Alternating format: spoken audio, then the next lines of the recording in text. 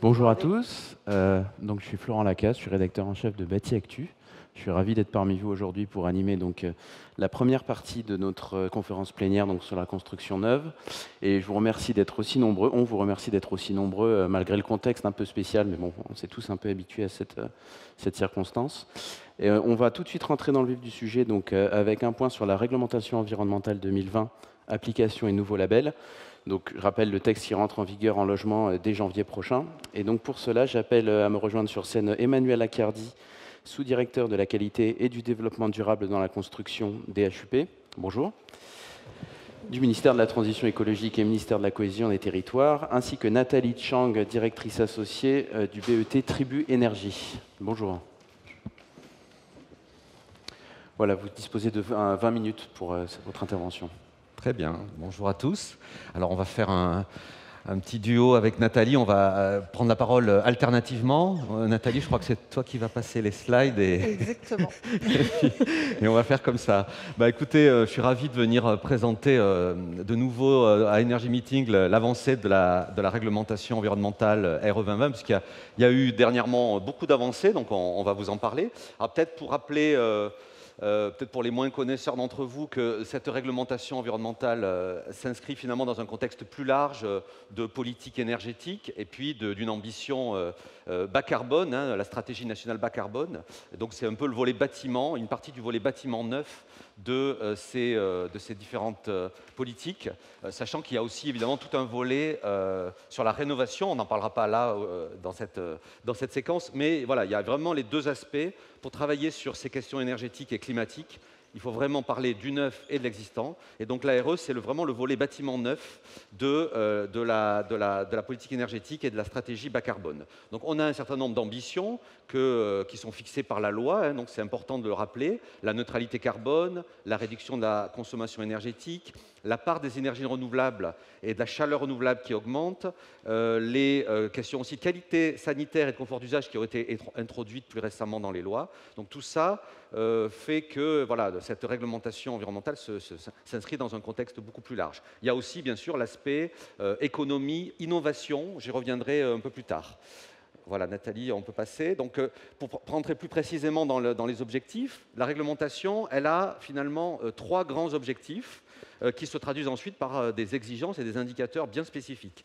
Le premier de ces objectifs, et on insiste vraiment là-dessus, c'est la sobriété. C'est de diminuer le besoin et les consommations énergétiques. Ça, c'est vraiment essentiel. Ça existait bien sûr dans les réglementation précédente, mais cette réglementation a voulu vraiment accentuer, amplifier cette exigence de sobriété énergétique. La deuxième est importante puisque c'est la nouveauté principale, et c'est ce qui place notre pays un peu en tête, en avance sur les autres pays européens en termes d'impact carbone, eh bien, c'est de diminuer l'impact carbone de la construction du bâtiment sur l'ensemble de son cycle de vie. Et puis le troisième élément important également, et l'actualité nous le montre chaque fois un peu plus, c'est que nous avons ce sujet de confort d'été qui va devenir de plus en plus prégnant à l'avenir, et donc il faut se prémunir et adapter nos bâtiments de demain à ces vagues de chaleur qui vont être de plus en plus intenses et de plus en plus fréquentes. Alors, le travail préparatoire de la RE, il est très long. Avec Nathalie, on est venu déjà plusieurs fois ici en parler, mais ça a commencé finalement par une expérimentation. On va revenir un petit peu sur ce qui composait cette expérimentation plus et moins en 2016. Ce sont des travaux d'expertise avec de nombreux experts qui se sont réunis sur un peu toutes les grandes thématiques de la RE. C'est bien sûr toute une phase de concertation, une phase aussi de modélisation. On a fait un certain nombre de modélisations sur des bâtiments, et puis des consultations formelles obligatoires sur des textes. Donc finalement, c'est 4 à 5 années de travail préparatoire pour arriver aujourd'hui à ce résultat de premiers textes qui sont publiés et d'une entrée en vigueur qui maintenant se rapproche d'ici quelques mois. Voilà. Si on regarde, l'ARE finalement, c'est quasiment une dizaine de textes. On ne se le figure pas forcément, mais avec l'ensemble des thématiques qui sont couvertes par cette réglementation, réglementation. On a une dizaine de textes qui sont concernés par la RE, dont les deux premiers sont publiés. Alors c'est le cœur de la RE qui est publié, c'est-à-dire ce sont les exigences, la méthode et les exigences sur le résidentiel. Donc le résidentiel, c'est ce qu'on construit le plus, donc c'est ce qui couvre évidemment une grande partie, une majorité de la construction en France. Donc les deux textes sont publiés. Le décret et l'arrêté ont été publiés cet été. Donc, et l'entrée en vigueur est donc prévue le 1er janvier 2022 pour les bâtiments résidentiels. Ensuite, il y a d'autres textes qui arrivent, qui sont en préparation à des stades divers. Il y a tout ce qui concerne les attestations et les données environnementales, donc qui ont été déjà concertés, qui sont en train d'être examinés au Conseil d'État et qui vont être publiés au courant de l'automne. Ensuite, nous avons le même texte que pour le résidentiel, mais pour les bâtiments tertiaires, je veux dire les plus fréquents, c'est-à-dire les bâtiments d'enseignement et de bureaux, qui, eux, sont actuellement en consultation et qui seront publiés d'ici la fin de l'année. L'entrée en vigueur est prévue le 1er juillet 2022. Et enfin, on a les bâtiments dits spécifiques, donc c'est des bâtiments qu'on a de façon beaucoup moins fréquente, qu'on construit de façon beaucoup moins habituelle, pour lequel, évidemment, il y aura un travail plus fin de simulation, d'analyse préparatoire. Donc, finalement, c'est ces quelques pourcents de bâtiments qui demandent un travail important et qui sera donc mené, on a choisi de le mener à part, séparément. Et donc là, on attendra une année de plus, sans doute. On sera plutôt pour une entrée en vigueur en 2023. Voilà ce calendrier qui se déroule. Et donc, je passe maintenant la parole pour la suite à Nathalie. Donc, merci Emmanuel. Je voulais commencer effectivement par vous expliquer qu'entre la RT 2012, le label E+C- et la RE 2020, il y a un certain nombre de différences. Si vous êtes plongé dans les textes, vous avez pu le constater avec les futures exigences, notamment, que nous allons vous présenter avec Emmanuel, mais également des différences en matière de méthodologie, en matière de fichiers météo et en termes de surface. On n'est plus du tout sur les mêmes surfaces. On passe d'une surface RT à maintenant un calcul avec une surface habitable dans les logements, de la surface utile pour les autres usages. Et tout ça fait qu'il n'y a pas de passerelle, malheureusement, d'un dispositif par rapport à un autre, et on ne peut pas comparer ou faire des raccourcis. Donc c'est vrai que ça complexifie un petit peu les choses, mais la RE 2020 en fait est repartie sur des bases complètement nouvelles. Alors, si on résume un petit peu les différents indicateurs qui répondent aux ambitions que je viens d'exprimer. Donc on a bien nos trois grands objectifs, énergie, carbone, confort d'été. On a ensuite, je dirais, les indicateurs qui existaient, ceux sur lesquels on va travailler pour les faire progresser. Typiquement, il y a le BBio, le besoin bioclimatique qui est concerné. Il y a également la consommation d'énergie primaire qui existait déjà, mais on lui rajoute la consommation d'énergie primaire non renouvelable. Et puis on a les deux nouveaux indicateurs qui traduisent finalement le volet carbone. Alors on l'a mis évidemment pour l'impact climatique de l'énergie, on l'a mis à cheval, si je peux dire, entre l'énergie et le carbone. Finalement, il relève des deux. Donc ça, c'est l'indicateur nouveau qui traduit l'impact sur le changement climatique et des consommations d'énergie. Et puis on a la même chose pour ce qui concerne les matériaux et les équipements dans la construction. Et puis également un nouvel indicateur, le confort d'été. Il existait dans la RT 2012 un indicateur, mais il est apparu qu'il était plus adapté à la situation climatique. Et donc, le nouvel indicateur qui a été créé, c'est l'indicateur degré-heure qui traduit finalement un nombre d'heures dans la saison estivale où on a un inconfort par rapport à la chaleur. Alors, en parallèle de ces exigences de résultats, on conserve les exigences de moyens pour la majorité d'entre elles, qui vont d'ailleurs un petit peu évoluer avec quelques petites évolutions sur la perméabilité à l'air en résidentiel et surtout, comme tu disais tout à l'heure Emmanuel, en matière de confort, il va y avoir une nouvelle exigence de moyens sur la vérification des systèmes de ventilation pour bien entendu avoir des bâtiments qui permettent une qualité d'air intérieur acceptable. Alors si on regarde maintenant un peu plus précisément en termes d'énergie, donc comme je le disais, le BBio existait déjà, mais on a vraiment voulu mettre l'accent sur cet aspect sobriété, travail sur l'enveloppe, travail finalement sur la conception, le choix des matériaux, les ouvertures. Et donc, ça, c'est un indicateur historique, mais qui est renforcé, puisqu'on a un objectif global de 30% sur le BBO par rapport à la RT 2012. Un élément important par rapport aussi au confort d'été, finalement, les indicateurs finalement, se répondent les uns les autres, puisque le BBO, désormais, intègre les besoins en froid. Et voilà, ça, c'est un élément nouveau. Donc, c'est le premier sujet, c'est la sobriété.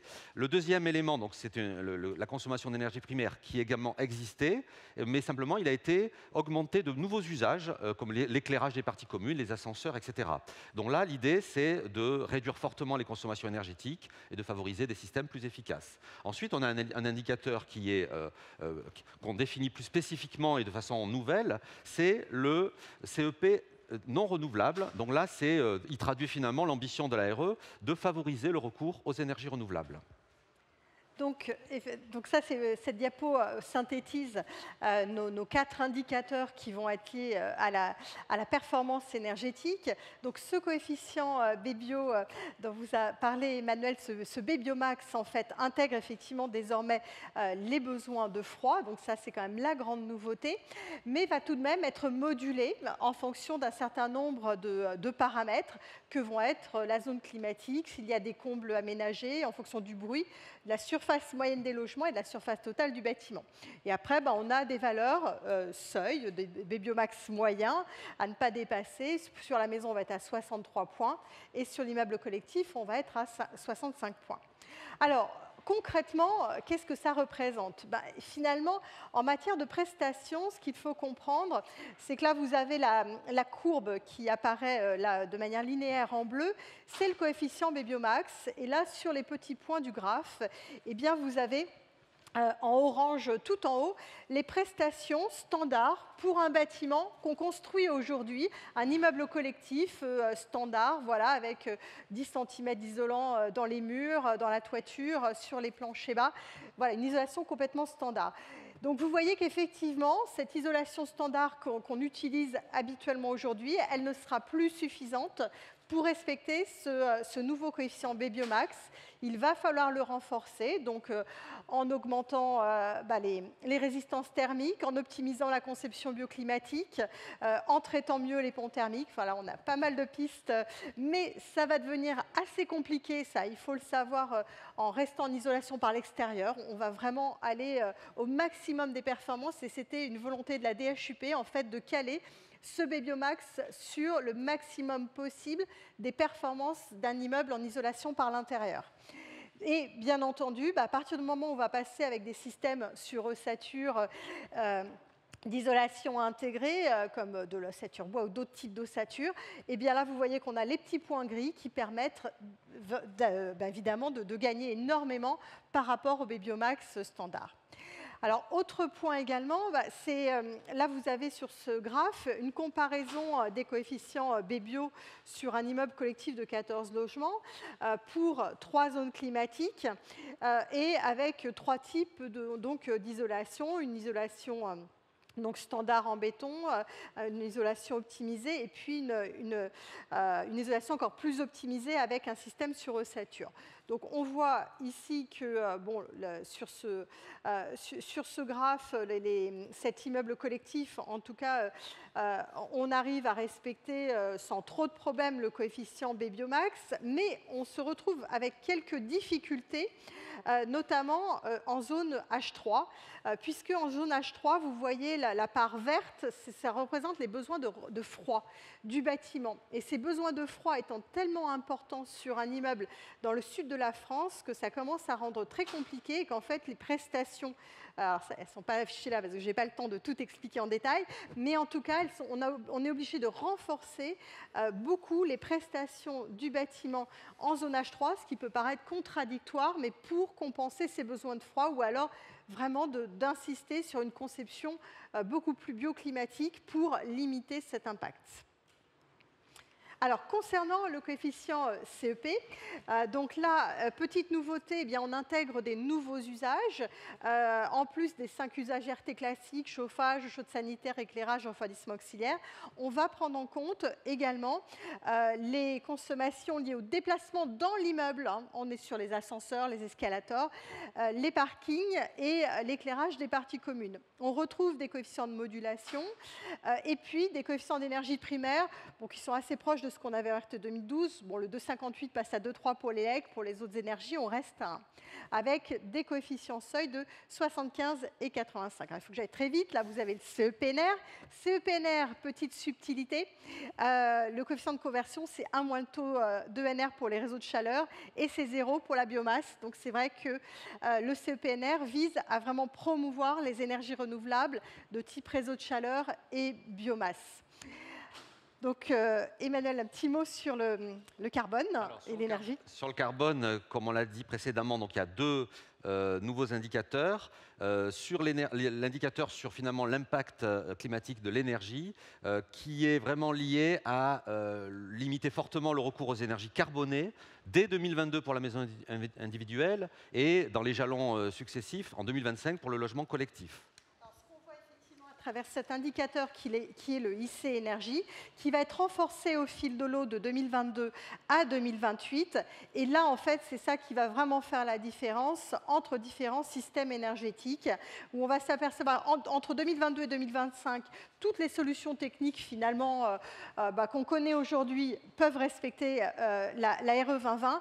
Par contre, les choses vont commencer à se corser à partir de 2025, où lorsque effectivement le système énergétique ne permettra pas d'avoir recours à des énergies peu carbonées, on ne pourra plus les utiliser seuls. Ou alors, effectivement, il faudra les utiliser couplés à une énergie renouvelable.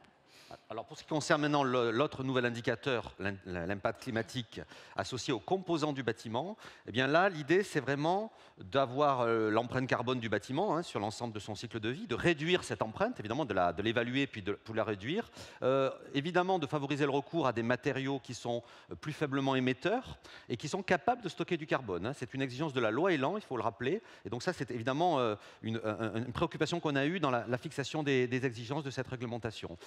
Et puis évidemment, on a donné de la visibilité, il y a des jalons successifs sur cet indicateur IC Construction pour préparer la filière finalement à de nouveaux matériaux, à décarboner les matériaux, et donc il faut donner du temps aux filières de faire évoluer les procédés. Donc, grande nouveauté, effectivement. On a cette exigence qui va porter sur le IC Construction avec d'autres indicateurs à titre informatif pour l'instant. Ce IC Construction, ça va être une somme de l'indicateur de l'impact carbone des composants et l'impact carbone du chantier. Ce qui est important en fait de comprendre, c'est que pour favoriser les matériaux biosourcés, on intègre une pondération qu'on appelle l'ACV dynamique. Donc l'ACV dynamique, en fait, va indiquer, on va avoir un coefficient qui va en fait indiquer que plus une émission a lieu tôt, plus son impact carbone est important. Donc ça, c'est assez important. Donc voilà, vous avez le IC Construction avec ses coefficients de modulation et surtout ses seuils progressifs, ça c'est vraiment très important, de 2022 à 2031. Et comme vous voyez sur cette courbe, eh bien aujourd'hui, tous les systèmes constructifs peuvent respecter la RE 2020, mais les renforcements successifs vont imposer d'aller vers des matériaux de moins en moins carbonés, pas d'ailleurs que sur le système constructif, mais sur l'ensemble des matériaux. Donc là, appel aussi à tous les industriels d'énergie mythique, on va avoir besoin de vos FDES, de vos PEP, et qu'effectivement, vos matériaux aient de moins en moins d'impact environnemental. Alors le troisième pilier, c'est donc le confort d'été. Là, je le disais, un nouvel indicateur, le degré heure, avec finalement 3 seuils qui ont été fixés. Le seuil haut, au-delà duquel on est non réglementaire. Le seuil bas, finalement, on est réglementaire. Et entre les deux, c'est là qu'on a un système de pénalisation pour inciter à travailler finalement, à travers la conception, à travers les systèmes passifs, pour réduire le besoin de froid en période estivale. Donc, bon, je ne vais pas insister là-dessus puisqu'on n'a plus beaucoup de temps, mais en tout cas, effectivement, on a ce nouvel indicateur que sont les degrés à heure, des facteurs d'influence. Alors, l'impact, il est surtout très important en zone H3. Ça, je pense que c'est vraiment très, très important. Autant dans la moitié nord de la France, ce coefficient de degrés à heure, on arrive à le respecter relativement facilement. Autant dans les zones H2D et H3, là, ça va être une révolution parce qu'il faut mettre en place des brasseurs d'air ou voilà, d'autres systèmes de rafraîchissement complémentaires, puisque finalement, c'est quasiment la même valeur sur l'ensemble du territoire. Je n'ai pas le temps de détailler les acteurs à chaque phase, mais en tout cas, point très important, pour réussir cette future RE 2020, il ne faudra pas se contenter de ne faire une étude qu'en phase conception. C'est vraiment un long processus de contrôle progressif pour arriver aux objectifs finaux. Et voilà notre dernière slide, mais importante pour terminer dans les temps. Donc finalement, comme je l'ai dit au début, on a des textes qui sont publiés, on a des textes qui entrent en vigueur dans quelques mois. Donc là, on est dans une phase d'à peu près 6 mois, très importante, cruciale, d'accompagnement des acteurs, de formation, d'information. Et donc on a un certain nombre de dispositifs pour accompagner ces acteurs. Alors certains sont cités, je vous invite à aller voir le site internet qui est dédié à tous les outils d'accompagnement. Donc il y a des outils, il y a des guides, il y a des MOOC pour la maîtrise d'ouvrage, il y a une formation pour la maîtrise d'œuvre qui vont se mettre en place. Mallette pédagogique, voilà, un certain nombre d'outils vraiment pour que les professionnels s'approprient les éléments de cette réglementation dont certains sont quand même nouveaux et c'est important qu'il y ait ce temps. J'ai peut-être pas insisté au début, mais on est d'accord que sur cette réglementation, on a mis des jalons progressifs et donc évidemment, on a vu, Nathalie l'a bien expliqué, les exigences sont de plus en plus fortes au fur et à mesure qu'on va vers 2025-2028. C'est pour permettre, donc, on a vu des évolutions technologiques, c'est pour permettre aussi de nouvelles façons de construire. Donc il y aura tout un volet innovation qui accompagne cette RE. Ça commence déjà, par exemple, avec le plan d'investissement, le PIA 4, où il y a tout un volet sur la construction, où il y a des éléments, des appels à projets sur la mixité des matériaux, parce que, évidemment, il y aura de plus en plus de matériaux biosourcés dans la construction pour respecter les exigences, mais c'est pas pour autant que c'est l'ensemble des filières et l'ensemble des matériaux qui doivent réfléchir à leur processus de décarbonation, et parce qu'on aura toujours besoin de tous les matériaux, et donc on va travailler sur la mixité des matériaux d'un bâtiment construit dans quelques années selon les standards de la RE. Donc ça, c'est important d'avoir cette progressivité, ces jalons. C'est assez nouveau dans une réglementation que de donner une visibilité à 10 ans de ce que seront les exigences. Voilà. Autre nouveauté, on a mis aussi une clause de revoyure, c'est-à-dire que ces exigences, on pourra les revoir avec les acteurs au fur et à mesure si on s'aperçoit que tel ou tel niveau d'exigence pose problème. Je voulais aussi parler peut-être du label, parce que c'était dans le titre de notre intervention, sans forcément aller très loin, parce que je pense qu'on y reviendra dans la journée. Mais évidemment, il y a aussi en préparation un label qui accompagnera la RE et qui permettra d'aller aussi sur d'autres sujets ou d'approfondir d'autres thématiques pour continuer à préparer les futures réglementations et le bâtiment des années futures. Voilà ce que je voulais dire en termes d'accompagnement et nous vous remercions beaucoup. Merci beaucoup, c'est parfait, vous êtes parfaitement dans le timing. Merci.